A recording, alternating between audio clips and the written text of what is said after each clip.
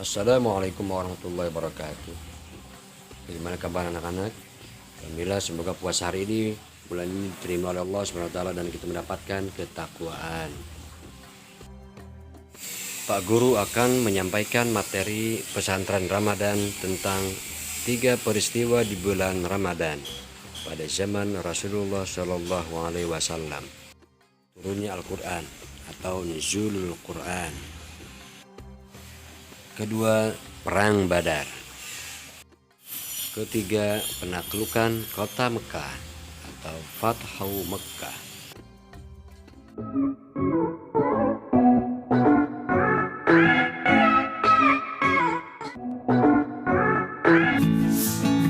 Bulan Ramadan adalah bulan yang paling mulia bila dibandingkan dengan bulan yang lain. Karena di dalam bulan ini terdapat malam Lailatul Qadar. Dan tahukah kalian peristiwa apa lagi yang turun bertepatan dengan bulan Ramadan? Simak penjelasan berikut yuk. Selain malam Lailatul Qadar, ada satu peristiwa lain yang terjadi di bulan Ramadan, yaitu Nuzulul Quran. Nuzulul Quran merupakan peristiwa turunnya Al-Quran yang ditandai dengan turunnya surat Al-Alaq ayat 1-5 kepada Rasulullah Shallallahu Alaihi Wasallam ketika beliau berkontemplasi di Gua Hiro, Jabal Nur. Ada yang mengatakan bahwa Nuzulul Quran jatuh pada malam 17 Ramadan. Namun, ada juga yang mengatakan bahwa Nuzulul Quran jatuh pada malam Lailatul Qadar. Sedangkan malam Lailatul Qadar jatuh pada sepertiga malam yang terakhir di bulan Ramadan. Mengapa bisa berbeda? Nuzulul Quran sering diperingati pada tanggal 17 Ramadan dengan mengadakan pengajian atau tablik akbar dan bukan pada malam Lailatul Qadar. Hal ini didasarkan pada pendapat yang menyatakan bahwa pada tanggal tersebut Rasulullah Shallallahu Alaihi Wasallam saat berumur 40 tahun mendapatkan wahyu yang pertama kali, yaitu surat Al-Alaq ayat 1-5 ketika beliau berkontemplasi di Gua Hiro, Jabal Nur, kurang lebih 6 km dari Makkah. Al-Quran diturunkan dengan cara berangsur-angsur atau sedikit demi sedikit sesuai dengan kebutuhan atau sesuai dengan permasalahan yang terjadi saat itu, untuk memberikan jawaban atas permasalahan yang dihadapi para sahabat Nabi kala itu. Al-Quran diturunkan oleh Allah Subhanahu wa Ta'ala sebanyak 30 juz, 114 surah, 6.236 ayat. Isi kandungannya dibagi menjadi 3 bagian, yaitu menjelaskan tentang sifat wajib Allah, menjelaskan tentang hukum-hukum syariat Islam, dan menceritakan tentang kejadian dan perilaku umat Nabi terdahulu, baik umat yang beriman kepada Allah ataupun umat yang ingkar kepadanya.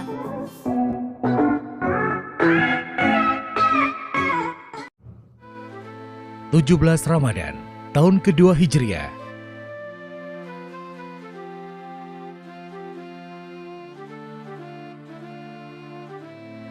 Di sebuah lembah gurun pasir nan panas, terjadi sebuah perang yang terdokumentasikan abadi dalam sejarah. Inilah perang terbuka pertama kaum muslim melawan Quraisy Mekah. Sebuah perang yang menurut kalkulasi militer sangat mustahil dimenangkan oleh kaum muslim.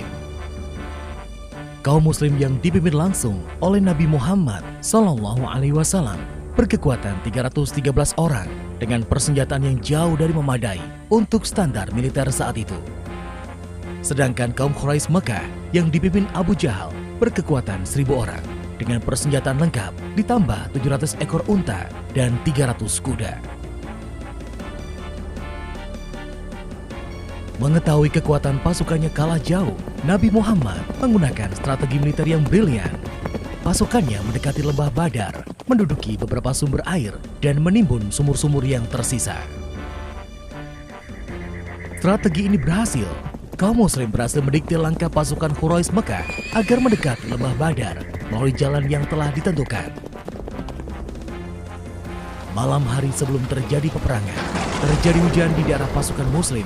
Ini membuat pasukan muslim merasa lebih segar dan tanah lebih padat, tidak berdebu. Esok harinya, bulan Ramadan hari ke-17 di tahun kedua Hijriah itu, akhirnya kaum muslim berhadapan-hadapan dengan Quraisy Mekah. Kaum Quraisy Mekah menghadap ke timur, melawan silaunya matahari yang mulai meninggi, seperti yang sudah direncanakan oleh Nabi Muhammad dan para sahabatnya. Perang Badar tidak terjadi begitu saja, namun perang ini memiliki penyebab dari beberapa tahun sebelumnya, yaitu kaum Quraisy mengusir Nabi Muhammad dari Mekah. Pada usianya yang ke-40, Nabi Muhammad menerima wahyu pertama sekaligus memulai era kerasulannya. Ajaran yang dibawa Nabi Muhammad ini sangat bertolak belakang dengan kepercayaan penduduk Mekah, sehingga mendapatkan tentangan keras. Salah satu pemimpin Mekah yang bernama Abu Jahal menjadi orang terdepan yang menentang Nabi Muhammad. Nabi Muhammad mempunyai paman, yaitu Abu Thalib, yang dihormati para penduduk Mekah. Ketika Abu Thalib masih hidup, Abu Jahal dan pemimpin Mekah lainnya lebih banyak membujuk Nabi agar tidak menyebarkan agama baru yang dibawanya. Mereka tidak berani berlaku kasar kepada Nabi. Kaum musyrikin Mekah ini risau dengan dakwah Nabi. Meskipun ketika itu penduduk Mekah yang menjadi pengikut Nabi masih bisa dihitung dengan jari. Sepeninggal Abu Thalib, Abu Jahal dan kaum Quraisy lainnya tidak lagi mendapatkan penghalang untuk meneror Nabi Muhammad. Berbagai serangan yang cenderung kasar diterima oleh Nabi Muhammad. Setelah tidak bisa menghentikan dakwah Nabi dengan teror, Abu Jahal merencanakan pembunuhan kepada Nabi Muhammad untuk menghindari tanggung jawab tunggal. Abu Jahal membawa perwakilan dari seluruh klan yang ada di Mekah. Namun, rencana pembunuhan ini gagal total ketika yang ditemukan adalah Ali bin Abu Thalib, bukan Nabi Muhammad. Akhirnya, Allah memberikan perintah kepada Nabi Muhammad untuk meninggalkan Mekah menuju Madinah. Peristiwa pindahnya Nabi dan para sahabatnya ini kemudian dikenal dengan istilah hijrah. Kedatangan Nabi Muhammad dan para sahabatnya di Madinah disambut gembira oleh kaum Ansor. Mereka sedari awal memang sudah mengundang Nabi Muhammad dan para sahabatnya agar pindah ke Madinah seiring meningkatnya teror kaum Quraisy Mekah. Ansor artinya adalah penolong. Sebagian penduduk Madinah yang sudah menjadi muslim menyediakan keperluan untuk Nabi Muhammad dan sahabatnya. Sedangkan para sahabat yang mengikuti Nabi hijrah ke Madinah disebut dengan kaum muhajirin. Setelah beberapa lama di Madinah, Nabi Muhammad beserta para sahabatnya mulai melancarkan ghazwu terhadap kafilah dagang milik Quraisy Mekah. Ghazwu adalah serangan demi mempertahankan hidup. Target utamanya adalah mengambil hewan ternak atau harta benda, serta menghindari jatuhnya korban jiwa. Ghazwu dilakukan Nabi Muhammad untuk membalas Quraisy Mekah yang mengambil harta benda kaum muslimin ketika mereka hijrah ke Madinah.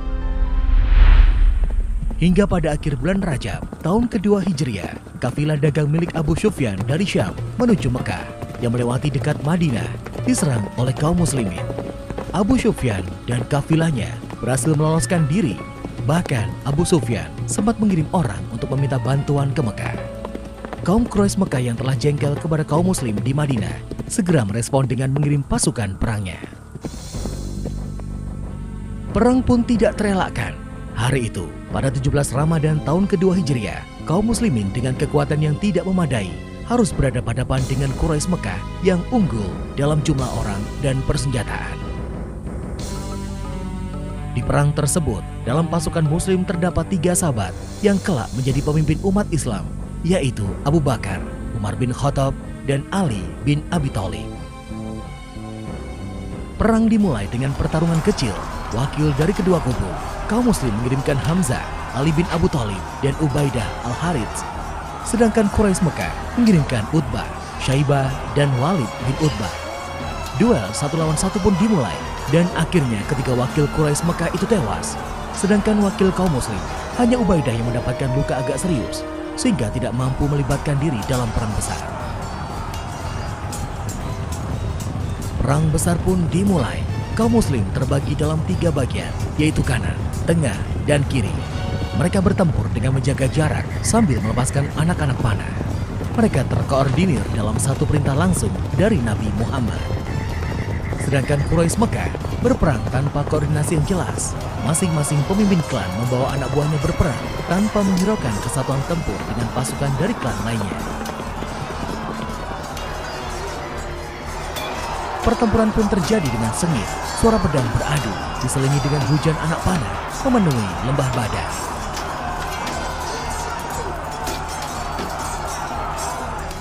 Pasukan Quraisy Mekah akhirnya tercerai-berai dan berhasil dipukul mundur oleh pasukan Muslim. Quraisy Mekah menderita kerugian yang amat besar.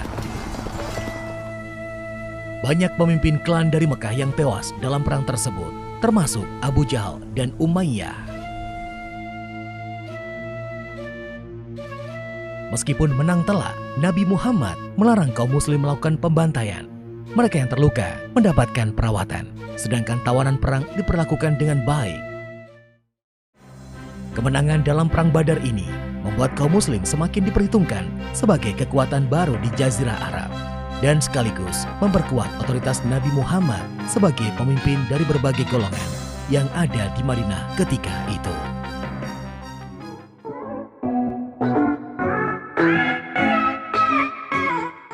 Fathu Mekah, pembebasan kota Mekah.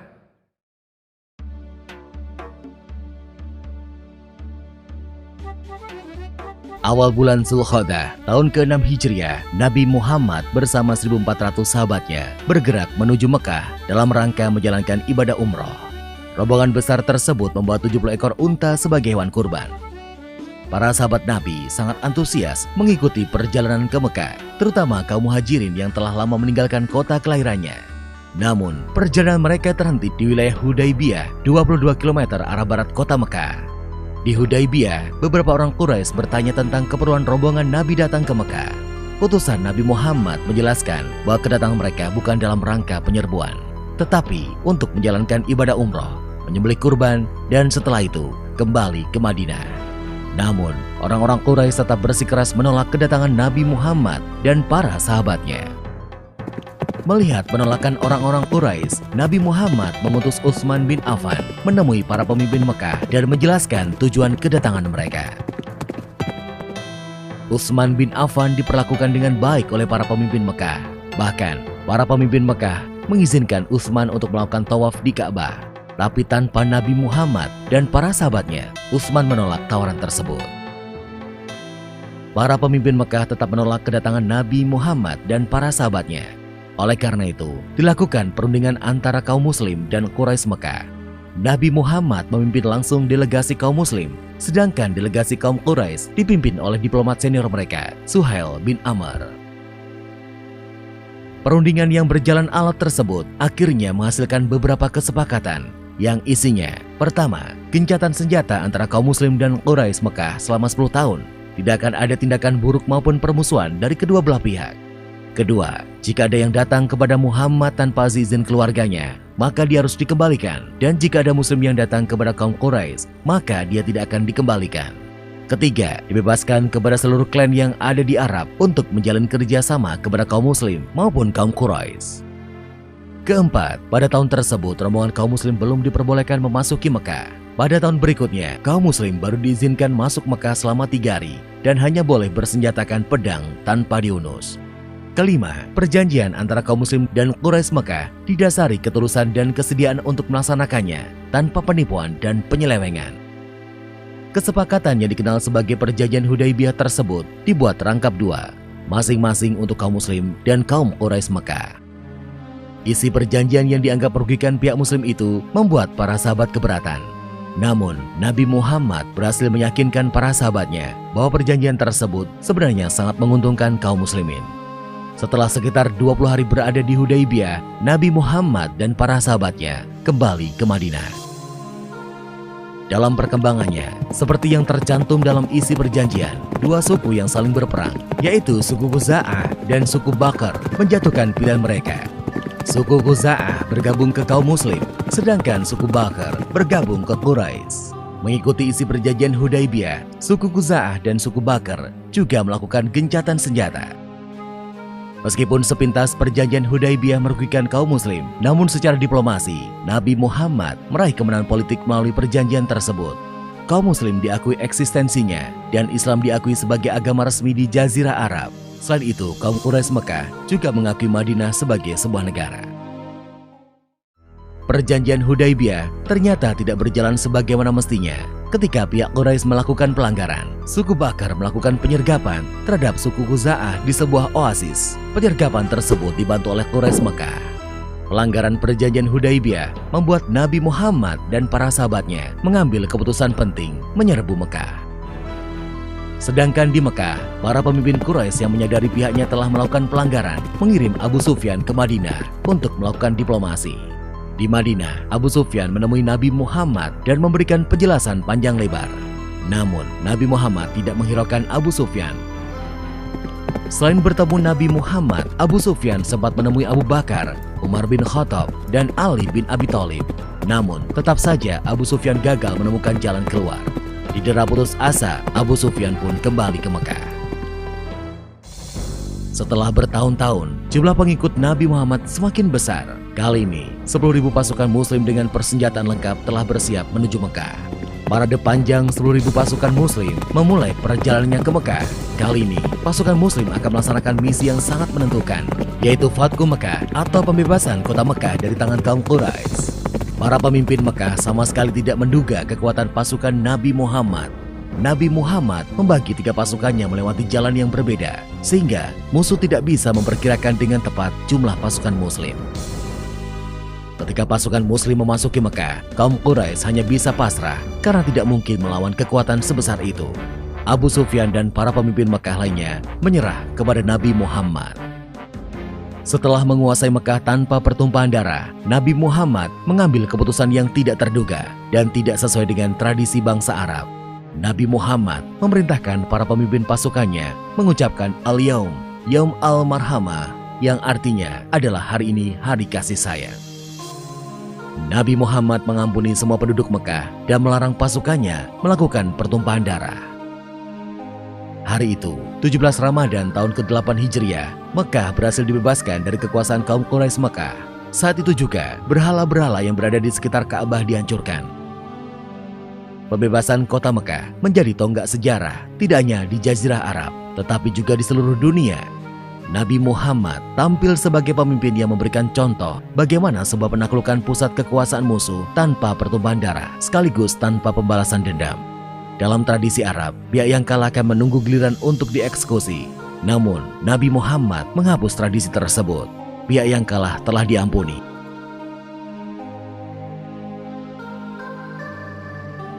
Setelah Ka'bah dibersihkan dari berbagai jenis berhala, Bilal pun diperintahkan Nabi untuk mengumandangkan azan.